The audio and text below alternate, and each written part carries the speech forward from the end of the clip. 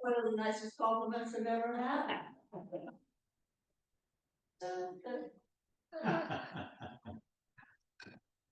It's a long time coming.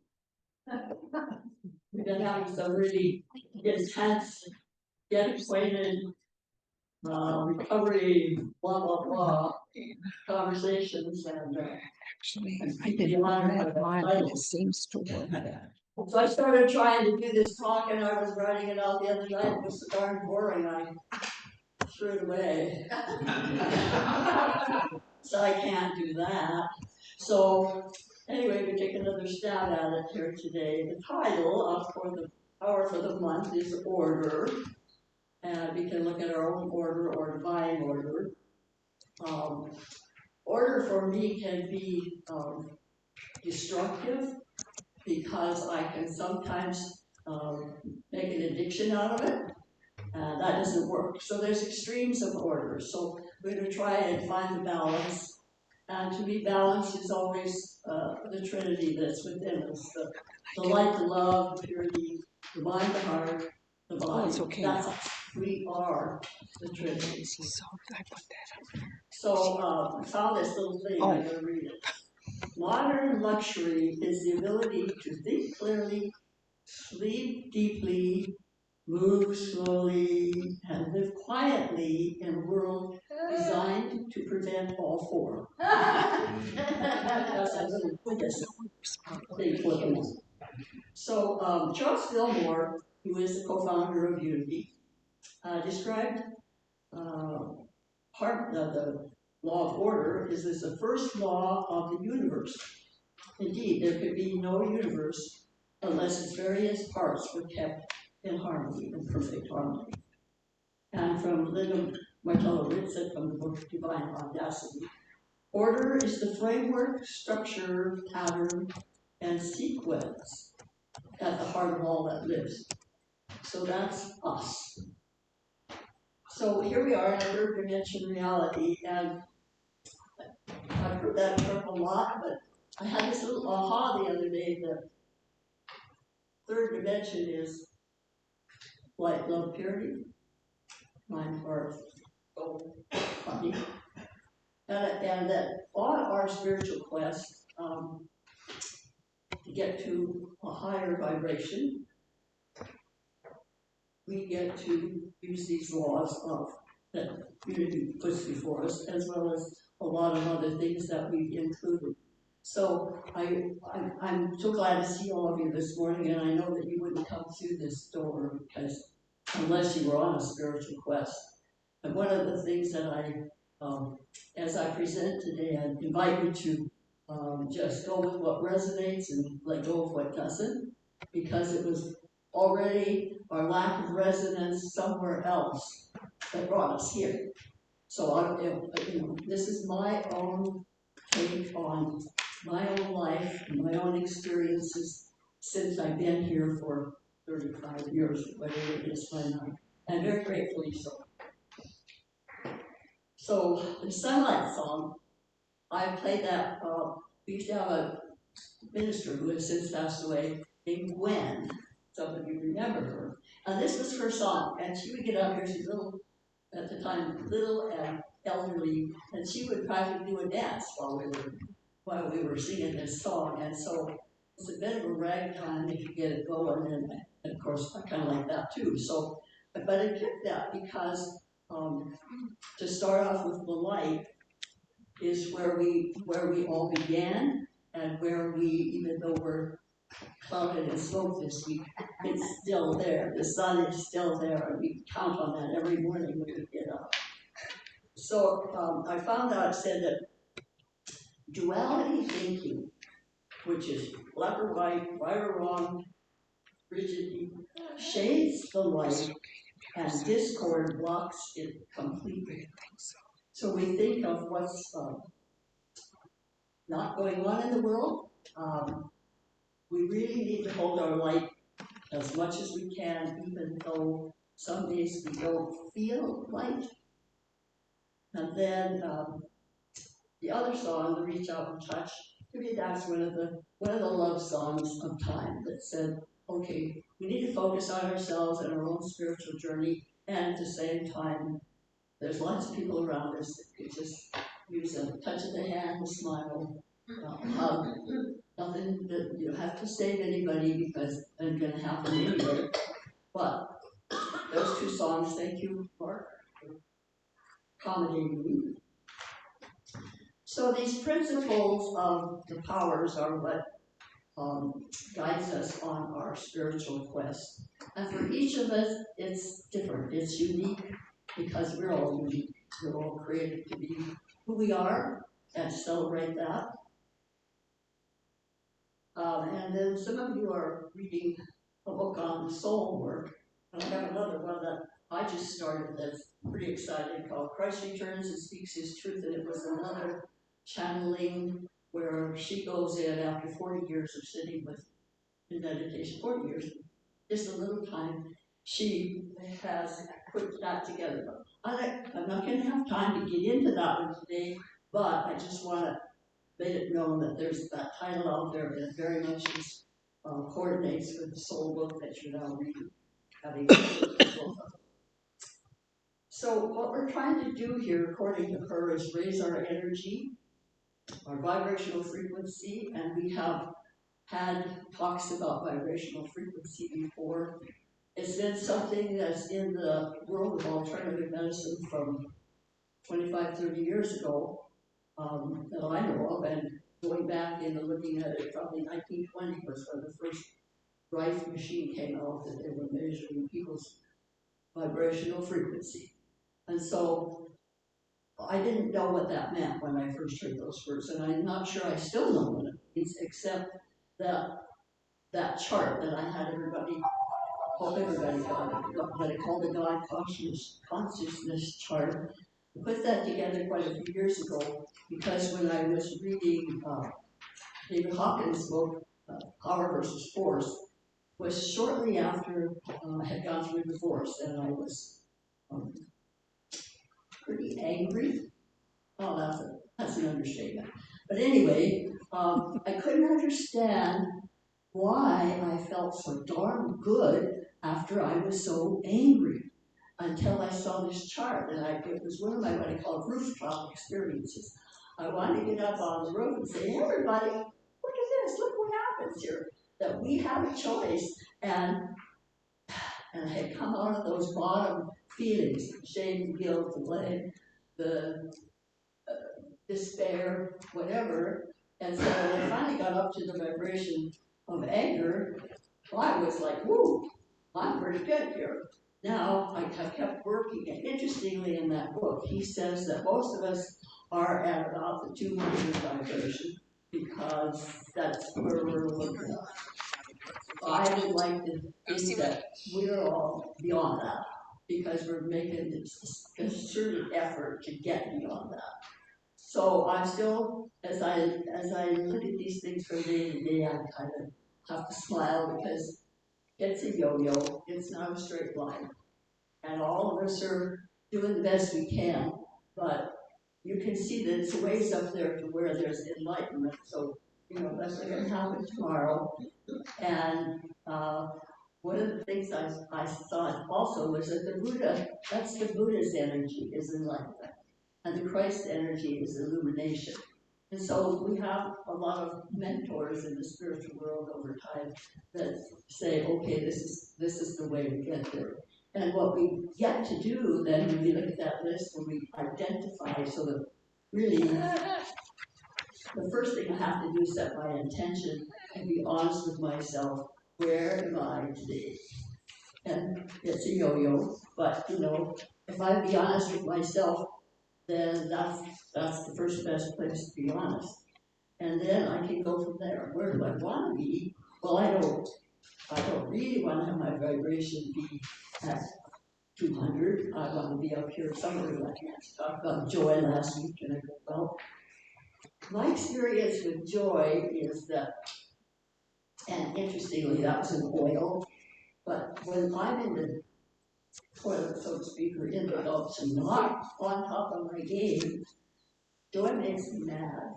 And I don't pick up. It's like, I don't want to know. No, don't give me that. but hope lifts me up.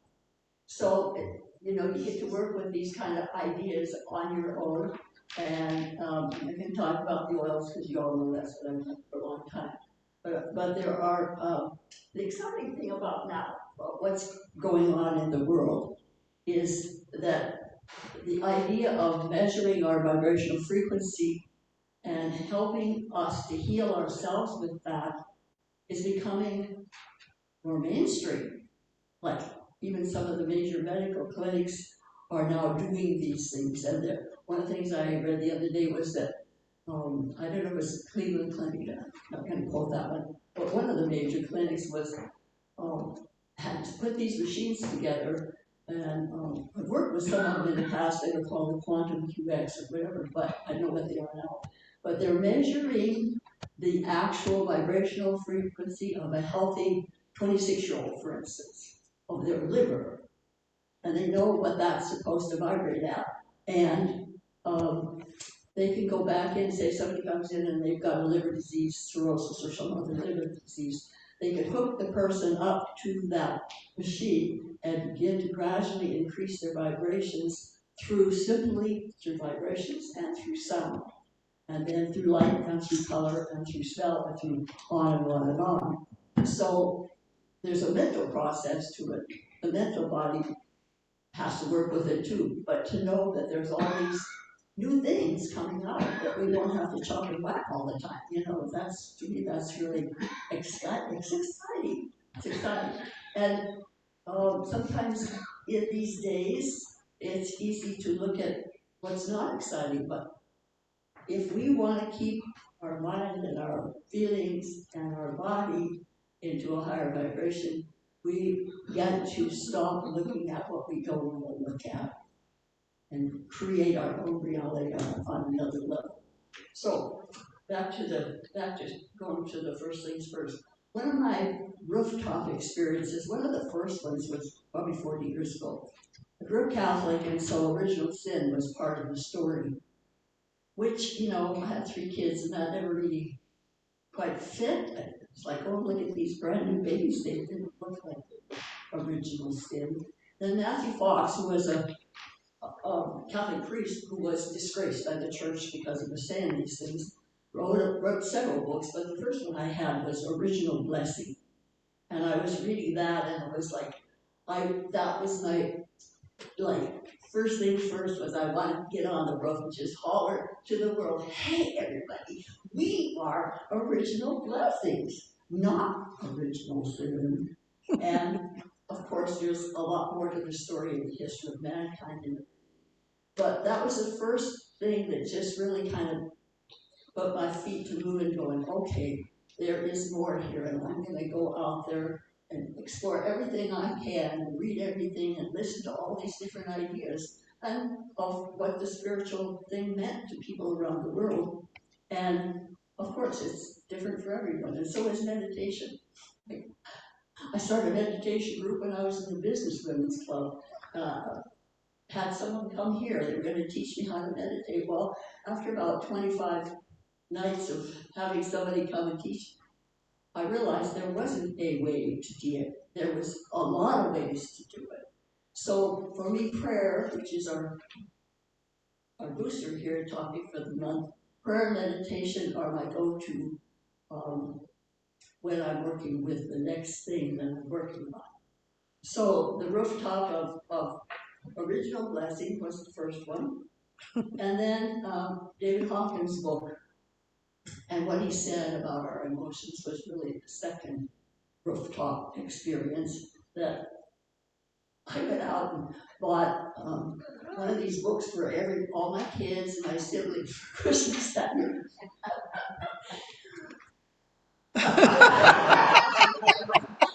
Nobody said thank you. So that was an awakening for me to say, okay, Louise, you're on a different page. Oh, okay. And it's okay. It's all okay. And so I just keep my ears open for what page everybody's on, especially the ones that I love. So be a bad A mama is a new page. Okay, we gotta find out where I am. I always do this. I don't like following rules. Actually, I don't like following rules, so that's okay. So we did and talked about the intention and the honesty thing. So the mind, I wrote really tiny so that you in the back might move closer, but I can see that that is still what it is. Anyway. Yeah, that's your husband back there. Yeah.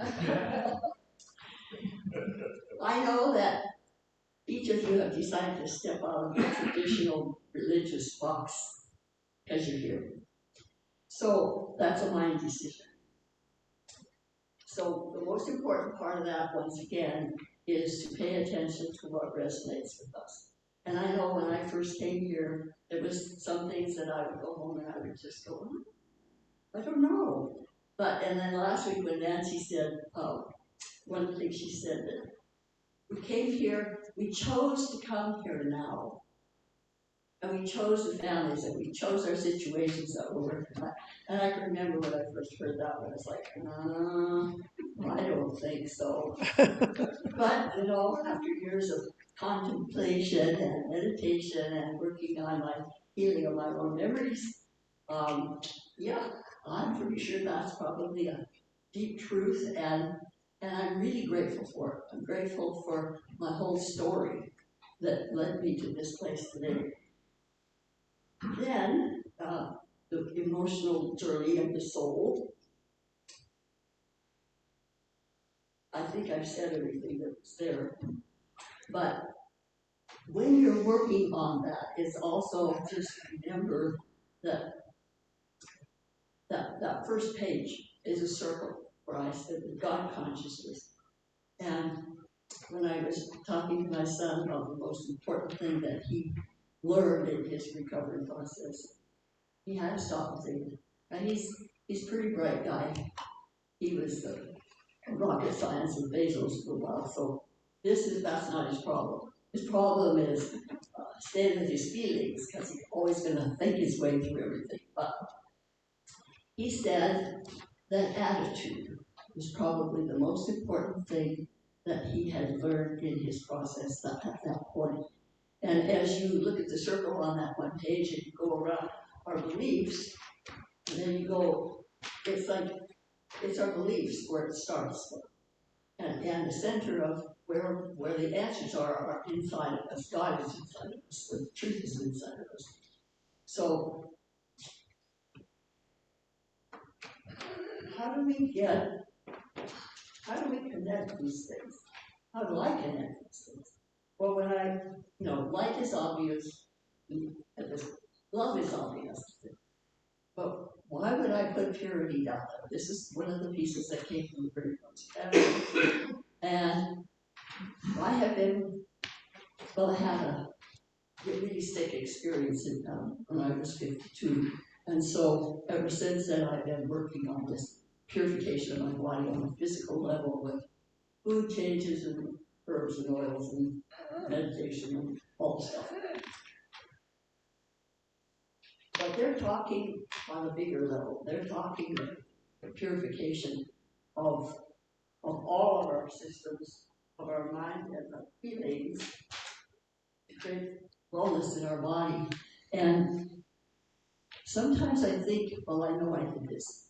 In the early days, before, when I was being old, when I was young, I decided that was what I did. Already did old. I would try to figure out how to make somebody else happy. And so I had to give up all those things, but I really didn't understand how everything worked. And I still can say I don't, but since I've been at Unity, I know that what I think was one of the tenets, my thoughts, my feelings create my reality. I tried the spiritual bypass when I was old. I'll just pray this way. I'll just pray this one away. I won't deal with it, I'll just pray it away. And after 40 years, I found out that didn't work. So I started doing things a different way, and I have to take some action if I want that to happen. So the idea of purifying myself enough to resurrect, to ascend, that looks like way big, like all those numbers. And we know if we study history that there are people who have done that. So Christ is an example, and some of the things that are reading in here are finding that he wasn't always a good guy. He was kind of a smart mouth as a young person. And, that makes him really more human, because we all went through a stage where we thought we knew more than everybody that was older than us. So anyway, but this week's rooftop experience, I'm still working on, because she said, if I can say this right, the mind and the feelings, the mental body, the feeling body, never ages. There's a smile, and I go, what? We know that the physical body works on not aging, but so far our experience is that it does to some degree. But that the mental body and the emotional body never ages. And that if it never ages, when it never ages, we can take the mental body information and the emotional body information into our physical bodies to unage them.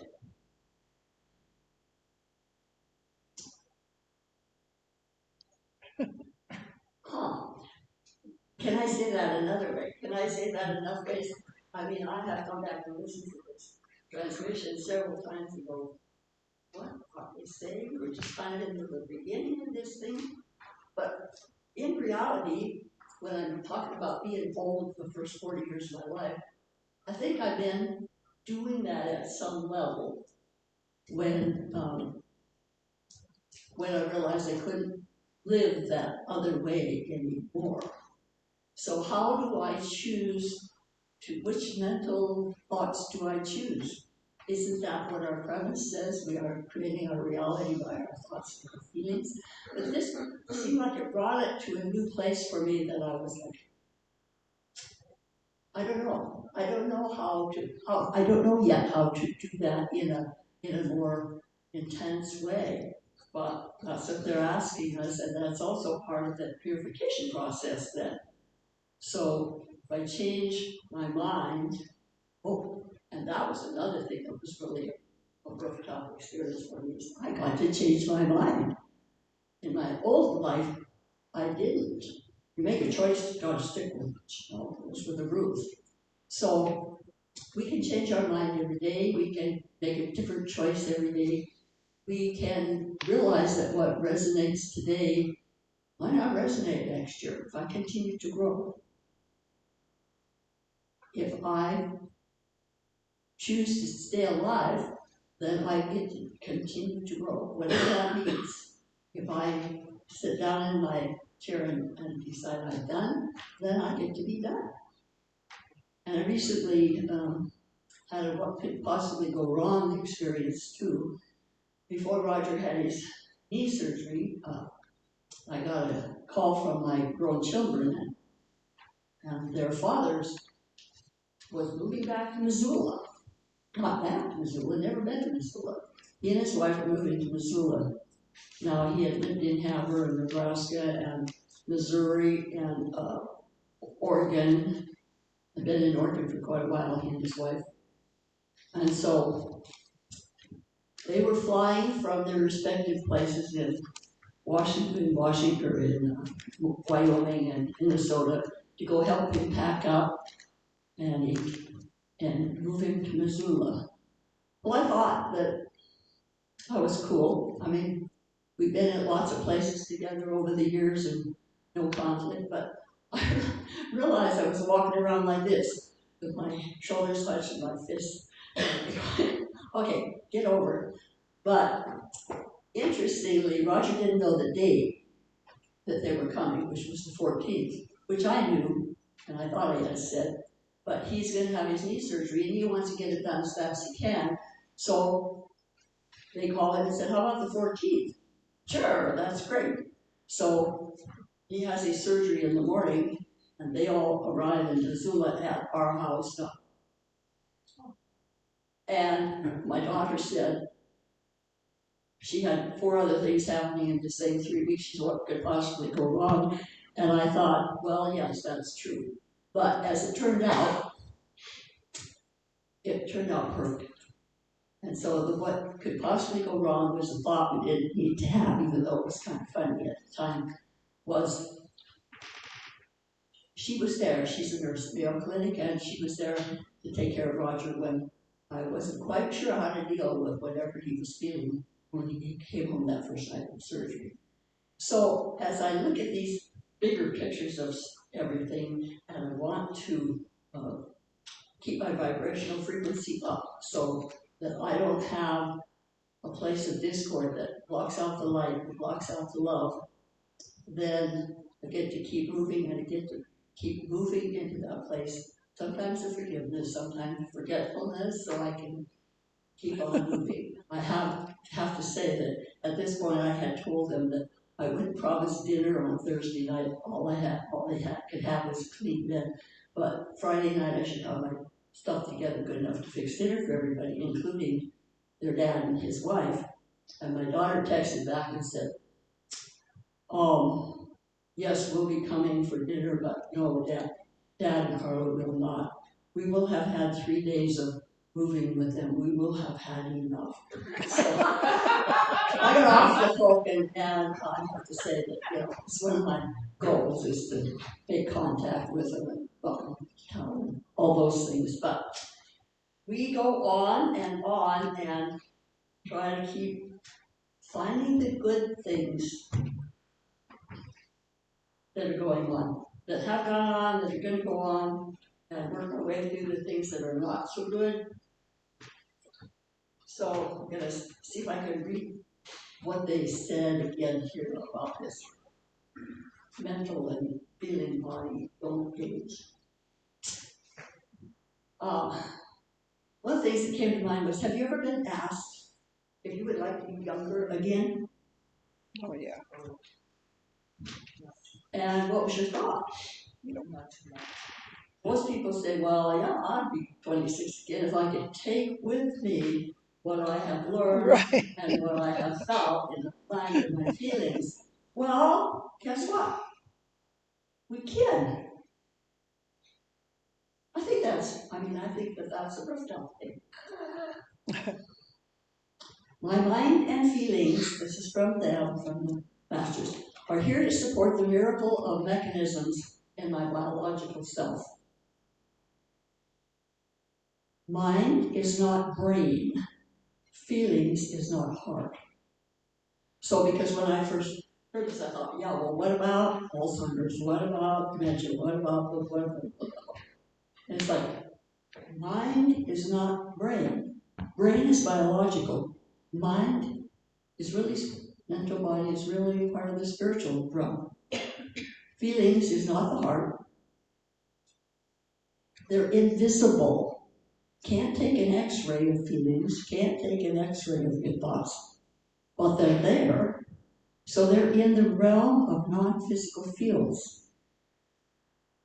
What is the youthfulness of my mental body? My mental body has never, nor will never age. Therefore, I claim the age of my mental body. What is the age of my emotional body?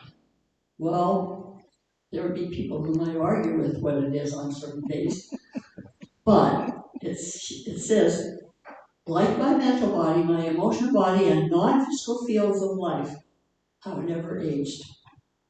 They only become more evolved, and feelings are more evolved now in all of us than they have ever been. In other words, I can and do take what I have evolved with me and apply it to my biological body. This is interesting. The cargo space of my mind and feeling body is hundreds of times beyond the space of my physical body. I see nods, yay! So the affirmation they gave was, these two, my mental body and my emotional body, have been the greatest influence on my biological age, and I now invite them to breathe energetically into my biological body. So you get to work on that. If you want to, I'm going to. We recently saw an attorney and got some wills started, and then we've had some friends that are getting in the same age group we are, and they have passed over. And so I guess some of this stuff about what can we do with our age thing, because basically what the masters have said is, hey, if you're awake, we want you to stay. We don't want you to go yet. Doesn't matter, don't count the birthdays. Don't do that. That's not important. It's energy and vitality. So they have to affirm, come and rush your youthfulness into every cell that make up the physical part of my body. Breathe it all in. Eternal youth is a natural aspect of my mind and feeling side of life. And every day I give some of the eternal youth to my biological self. So the other thing that I've been working with healing my ears, is what's called sound attunements. And so this morning for the meditation, I have chosen to have a sound attunement play, and it will be just you listening, thinking about what I've said, and pay attention to your biological self. You can feel where the vibrations of the music are coming in. This one is called In Bloom, 432 hertz, natural tuning.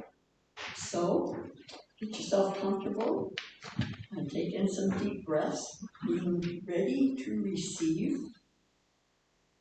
And if your mind argues, just tell it to go away, that you're getting your body tuned up here.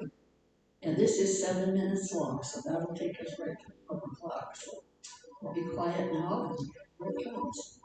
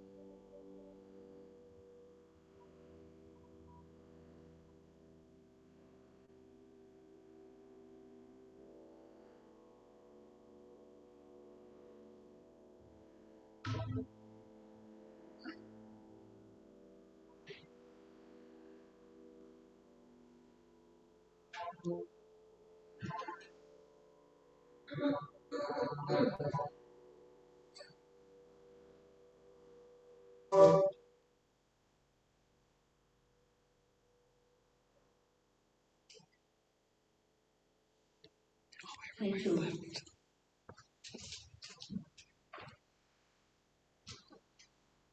So let's take a couple of deep breaths. Look around. See who's still awake. Let's do our prayer for protection.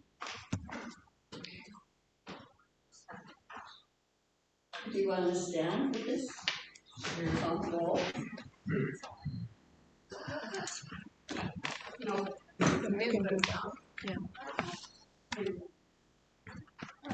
The light of God surrounds us. The love of God enfolds us. We are the love. The power of God protects us. We are the power. And the presence of God watches over us. We are the presence. Wherever we are, God is, and all is well. We are one. and let's do our service.